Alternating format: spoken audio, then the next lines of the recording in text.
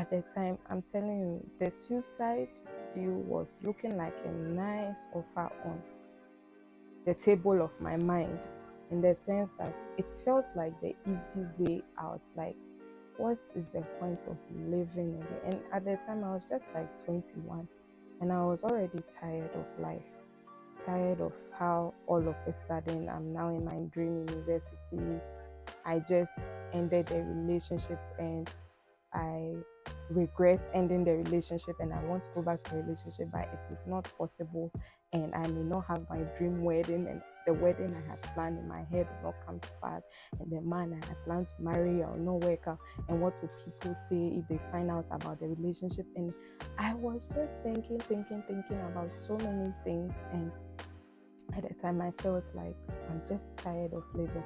And apart from that, I'm telling you, like, I was finding it difficult to sleep because I wasn't taking my medication. I couldn't sleep well. I couldn't process things well. My sense of judgment was off. I couldn't, like, when I'm in class, I can't pay attention. It felt like my life was literally crashing.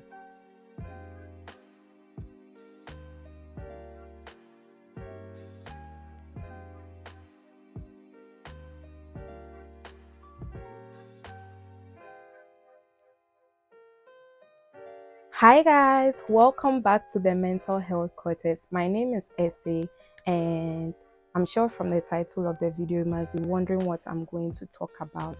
But first of all, I would like you to subscribe so that you can be part of the family, the Cortex as I like to call it. So kindly subscribe so that you be part of our growing family.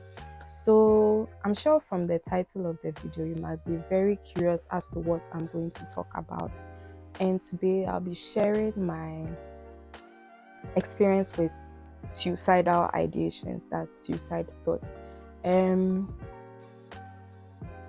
me first start by saying that this month, September, is World Suicide Prevention Month. And a lot of noise has been going on in the mental health community about how much suicide is real, how much there have been many attempts, not just abroad, but here in Ghana, and how suicide can be prevented. Yes, most people don't know that suicide can be prevented. Can be prevented in the sense that if measures are taken quickly, people wouldn't take their lives, and we wouldn't be having bad statistics in terms of the high rates of suicide.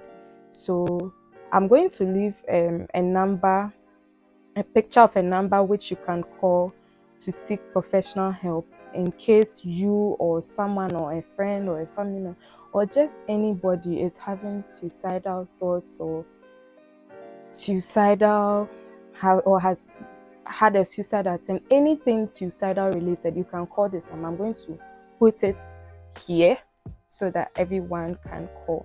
So now back to me.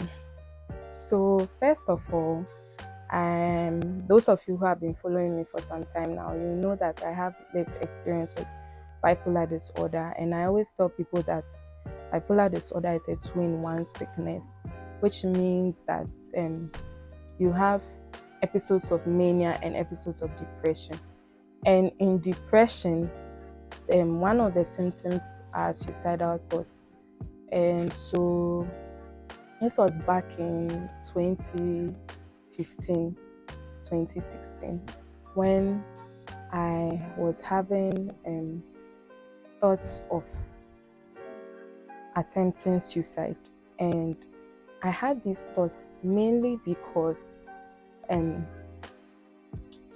when I started my mental health journey and my road to recovery, one of the most difficult things for me at the time was to take my medication.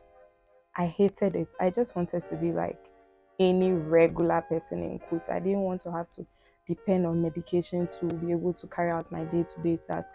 So I wasn't taking the medication, and so I was having a lot of manic episodes.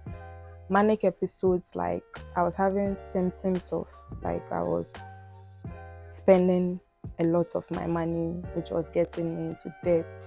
I was having rocky relationships with people. People were not understanding my behavior. I was also not understanding why they are not understanding me. Things were getting very bad. It was so bad to the extent that by the time the episode is over, I would have regrets. Apart from regrets, I'll think about how all the consequences of my actions could have been avoided if I was just like not having mental health condition. I would also feel like the main reason why I'm in this situation is because I'm why can't I like just be like anyone else? Why can't I just be okay? Why can't I just be fine? So I was having a lot of thoughts, regrets, all these things. And by the time I enter depression, the main thing that will be on my mind is, Essie, why don't you take your life? Because there's no need to be in this world again. And there's no need to be in this world again. And apart from the fact that there's no need to be in this world again, maybe when you take your life, people will feel bad for how they treated you. Maybe they'll feel like, oh, I could have been there for her. Oh, I could have done this. Oh, I could have done that for her. I was just thinking that if I take my life, like everybody, like it will make them feel bad. And at the time, I'm telling you, the suicide deal was looking like a nice offer on the table of my mind, in the sense that it felt like the easy way out. Like, what is the point of living again? And at the time, I was just like 21, and I was already tired of life, tired of how all of a sudden I'm now in my dream university. I just ended the relationship and I regret ending the relationship, and I want to go back to the relationship, but it is not possible, and I may not have my dream wedding, and the wedding I had planned in my head will not come to pass, and the man I had planned to marry will not work out, and what will people say if they find out about the relationship? And I was just thinking about so many things, and at the time I felt like I'm just tired of living. And apart from that, I'm telling you, like, I was finding it difficult to sleep because I wasn't taking my medication. I couldn't sleep well. I couldn't process things well. My sense of judgment was off. I couldn't, like, when I'm in class, I can't pay attention. It felt like my life was literally crashing. So the best thing to do is to just like leave. Like, after all, what's the point in staying here? And so um this went on for like 1 year. I didn't like, there are just a few people that I told that I want to, like, the main thing I'll tell them is I want to kill myself, and all they will say, like the loving caring people around me will say, don't say that, like there's so much more to live for and all that. I didn't even know what I was going through was like. I needed help. I just thought that, oh, it's just a phase, like I just feel like dying, but knowing it, and I'm like, after a while, I wouldn't want to die. But it got really serious. Like, I could even have imaginations of my funeral, imaginations of like an obituary on my house gate, imaginations of myself lying down during the funeral, and like my friends like saying, oh, they wish I was just, it's like the suicide thoughts started becoming very persistent. And at that time, I used to believe that, like, if I should leave this world without like by my own means, like I should take my life. When I get to heaven, the first question God is going to ask me is, so Essie, why did you, like, why are you here? Why have you just complicated the whole assignment? I had so many plans for you, and you were going to help this person and that person, and you just aborted your assignment, and now you're here. So that was like one of the things that made me really scared about like leaving this world. And I don't know how true that is, whether when you take your life, there are some people who do believe that when you take your life, you go to hell and all those things. I think I used to be one of those believers, but after some time, I just realized that what I was going through, if I don't like get a hang of it, it's going to get really bad, and I might do something really dangerous to myself. I am happy to say that it didn't get so bad that I actually attempted the suicide. It didn't get that bad. But what I want to say is that it's mainly to the media. Like, I want to let you who is watching me, let other people know that it's not very nice when the media or anybody comes out reading people's suicide letters or lines from people's suicide, like the notes they leave behind, or even the one that is very bad is when maybe they are telling a story about suicide and the pictures they use. People don't know even those things can give people ideas to actually act on their suicide, like their plans for suicide. So when we are talking about suicide, we shouldn't even mention practicalities like ways people can attempt suicide, because it can be triggering for some people, and you don't know how maybe your casual talk, you think it's just a casual talk, and cause someone to act on the suicide attempt. So I found out like some years ago that every 8 seconds, I don't know if it's just in the US, that people attempt suicide, like they take their lives, and it's very sad. And what most people don't know is that there are lots of people like myself who walk around who are previous who, like, let me say, people who once thought of ending their lives, but because we look okay today, people think, oh, when someone wants to attempt suicide, it's only for some category of people, like these people, there's something wrong with them, or it's very bad.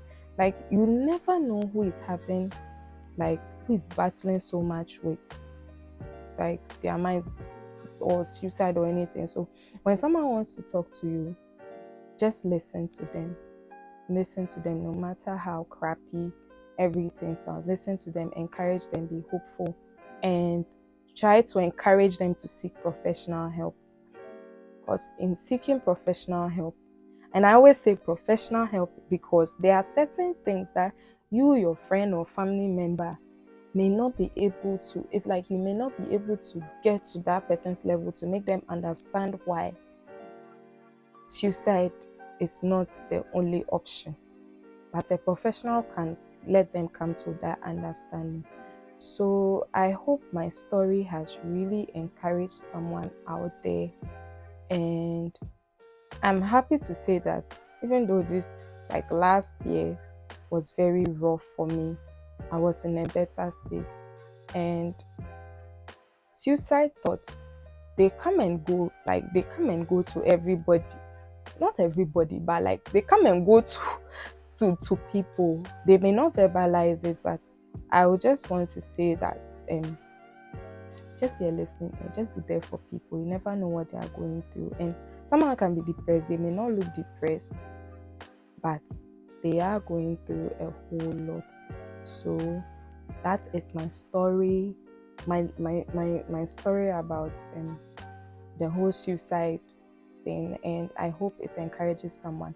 I would also like to find out from you which other topics you would like to hear me speak on, or which other topics would you like me to talk about, like have someone over to talk about. And please, please, please, please make sure that you subscribe, you like, you comment, you share, so that the message of mental health will go around the world and stigma will be reduced, and we'll fight stigma crown one viewer at a time. Thank you so much for watching, and I hope to see you in another video. Thank you. Bye.